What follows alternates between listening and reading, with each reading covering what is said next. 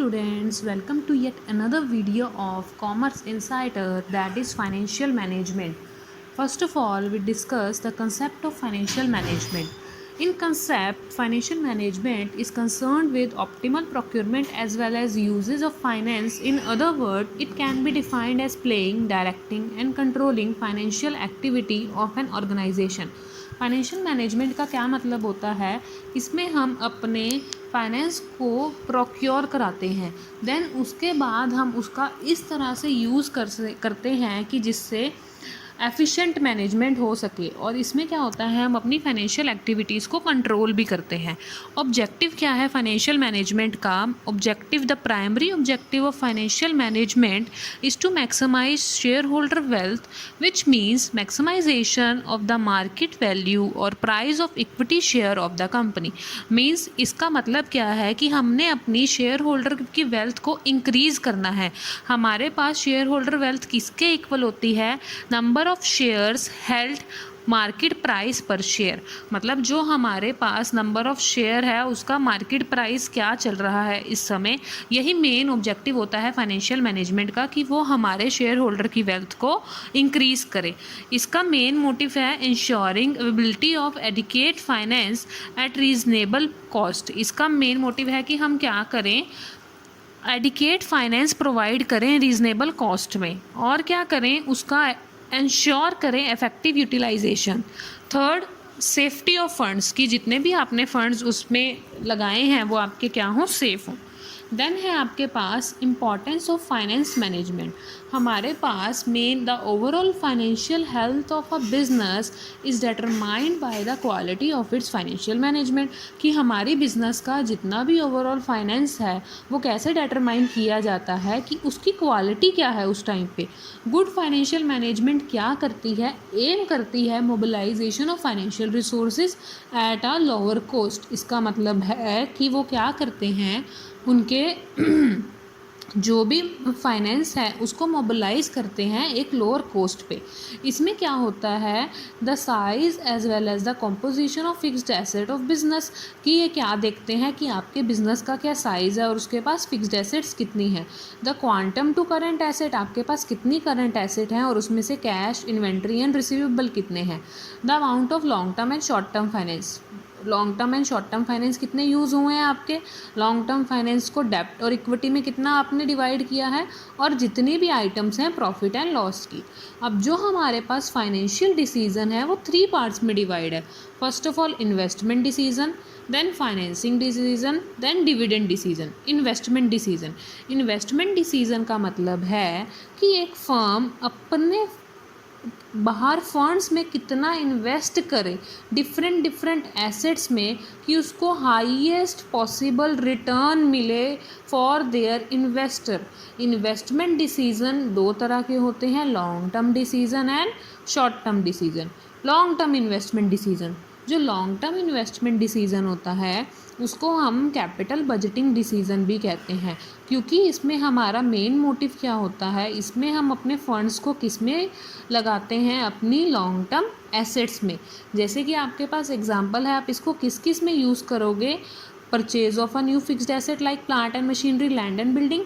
Second, opening a new branch, आप कोई new branch open कर रहे हो। Third, launching a new product line, आप कोई न्यू प्रोडक्ट लाइन को लॉन्च कर रहे हो। Fourth, investment in advance technique of production, आप अपनी प्रोडक्शन की टेक्निक में इन्वेस्ट कर रहे हो। ई पार्ट है इसका, major expenditure on advertisement campaign और रिसर्च एंड डेवलपमेंट प्रोग्राम। ठीक है, ये इसके पार्ट्स थे। देन है हमारे पास लॉन्ग टर्म इन्वेस्टमेंट डिसीजन भी किस किस में डिवाइड है, long term growth, large amount of funds involved, risk involved and irreversible nature। Capital budgeting decision किस किस के ऊपर डिपेंड है, फर्स्ट है आपके पास cash flow of the project. देखो, whenever a company is huge amount of fund in some project it expects some regular cash inflow from that project। जब भी कोई कंपनी कुछ प्रोजेक्ट में ह्यूज अमाउंट लगाती है तो उसका मेन मोटिव क्या होता है कि उसको अच्छे और रेगुलर कैश इनफ्लो मिले उस प्रोजेक्ट में से। ठीक है, देन आपके पास क्या है, Such cash flow should be analyzed properly before investing in the investment proposal. कि जब भी आप किसी प्रोजेक्ट में इन्वेस्ट कर रहे हो तो आप एनालाइज करोगे कि किस प्रोजेक्ट में मैं इन्वेस्ट कर रही हूँ. इसमें एग्जांपल है, if project A yields estimated annual cash inflow of 10 lakh for 4 years और बी कितना करता है 25 लैक्स ऑफ 4 ईयर्स, तो हम कौन सा प्रोजेक्ट सेलेक्ट करेंगे? प्रोजेक्ट ए को सिलेक्ट करेंगे इसमें. ठीक है. नेक्स्ट है आपके पास rate of return. Rate of return में है कि एक कंपनी डिफरेंट इन्वेस्टमेंट में कितना कितना रेट ऑफ रिटर्न एक्सपेक्ट करती है और उसको कितना मिलता है. एज़ फॉर एग्जांपल, अगर दो प्रोजेक्ट हैं ए एंड बी और उनका रिस्क भी सेम है तो 10% मिलता है ए को, 12% मिलता है बी को, देन हम किसको प्रेफर करेंगे? बी को, क्योंकि उसका रेट ऑफ रिटर्न ज़्यादा है. Investment criteria involved. हम क्या करते हैं जब भी हम किसी प्रोजेक्ट में इन्वेस्ट करते हैं तो हम अलग अलग तरीके की कैलकुलेशंस करते हैं, लाइक उसके interest rate, cash inflow, rate of return, different capital budgeting techniques को देखते हैं, जैसे net present value, internal rate of return, पे बैक रिटर्न. इसके बाद हम किसी भी इन्वेस्टमेंट में डील करते हैं और एक प्रोजेक्ट में इन्वेस्ट करते हैं. सेकंड है आपके पास short term investment decision. Short term investment decision क्या होता है? जिसमें हम इन्वेस्ट करते हैं day to day working of a business में. इसको हम वर्किंग कैपिटल डिसीजन भी कहते हैं. और वर्किंग कैपिटल डिसीजन किसके साथ कंसर्न है? About the level of cash, inventory and debtors. ठीक है. This decision affect the liquidity as well as profitability of business because short term asset are usually more liquid but less profitable than fixed asset. देखो, ये आपकी liquidity भी position भी बताता है और प्रॉफिटेबिलिटी पोजीशन भी बताता है. बिकॉज ये कौन सी एसेट है हमारे पास? Current asset. इसके लिए हमें efficient cash management, inventory management, receivable management, इन सबको करना भी बहुत ज़रूरी है, जिससे आपकी वर्किंग कैपिटल मैनेजमेंट साउंड हो पाएगी. थर्ड है फाइनेंसिंग डिसीजन. फाइनेंसिंग डिसीजन में क्या है आपके पास कि इसमें आप क्या करते हो? Financing decision relates to the quantum, level, quantity of finance to be raise from various long term sources. मतलब जब आप फाइनेंस अलग अलग सोर्सेज से रेज करते हो उसको हम बोलते हैं फाइनेंसिंग डिसीजन. इसमें क्या होना चाहिए? आपका जो कॉस्ट ऑफ डेप्ट है वो कॉस्ट ऑफ इक्विटी से कम होना चाहिए. इससे आपका रिस्क क्या है? मेंटेन रहेगा और आपको रेट ऑफ रिटर्न भी अच्छा मिलेगा. ठीक है. अगर आप क्या करोगे? इंक्रीज करोगे डेप्ट को, तो उससे क्या होगा? आपकी कॉस्ट ऑफ कैपिटल क्या रहेगी? कम रहेगी. मीन्स दोनों के अपने अपने बेनिफिट हैं. आपको क्या करना है? ऑप्टिमम डेप्ट, इक्विटी एंड प्रेफरेंस का स्ट्रक्चर बनाना है जिससे आपकी कंपनी को अच्छा रेट ऑफ रिटर्न मिले with a lower risk and उसकी कॉस्ट ऑफ कैपिटल भी क्या रहे? लो रहे.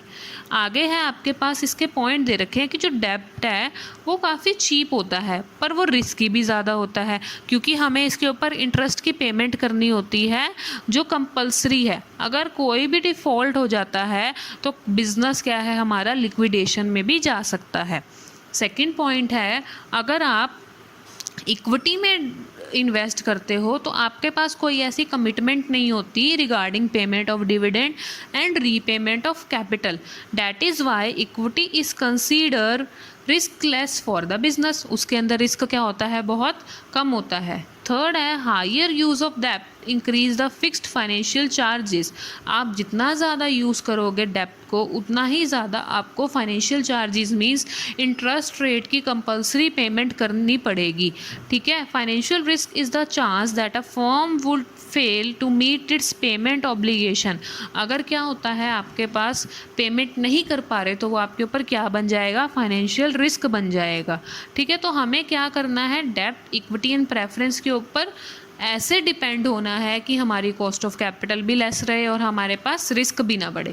फैक्टर क्या क्या इफेक्ट करते हैं हमारे फाइनेंस के डिसीजन को? Cost, risk, flotation cost, cash flow position, level of fixed operating cost, control and state of capital market. Third है हमारे पास डिविडेंड डिसीजन। डिविडेंड डिसीजन का मतलब है कि हमारी कंपनी आफ्टर टैक्स प्रॉफिट के बाद कितना अमाउंट रिटेन करती है बिजनेस में और कितना अमाउंट डिक्लेयर करती है as a dividend to the share holders.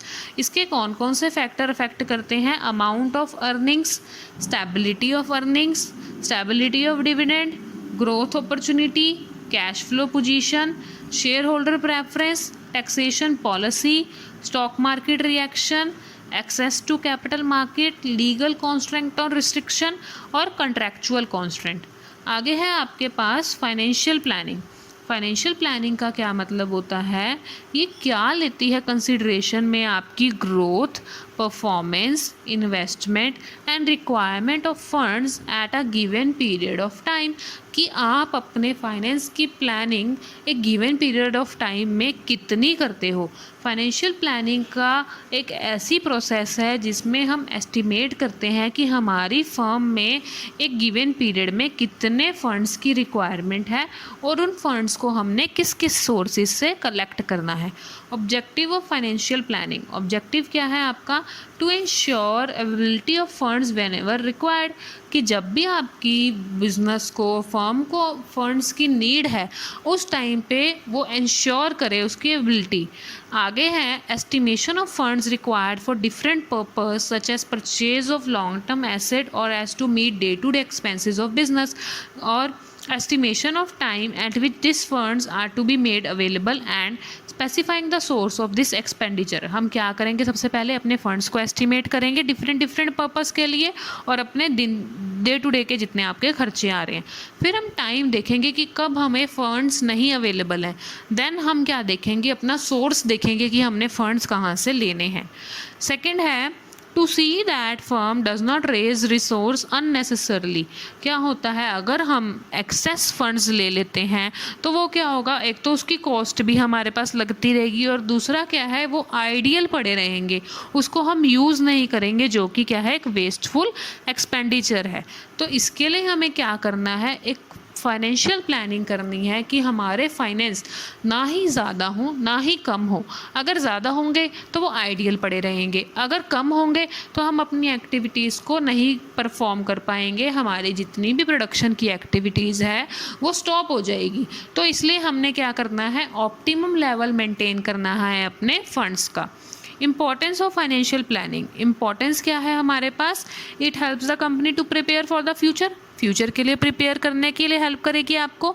Business के शॉक्स एंड सरप्राइजेस को अवॉइड करने में हेल्प करती है। ये आपकी ऑर्गेनाइजेशन का ब्लूप्रिंट बनाती है।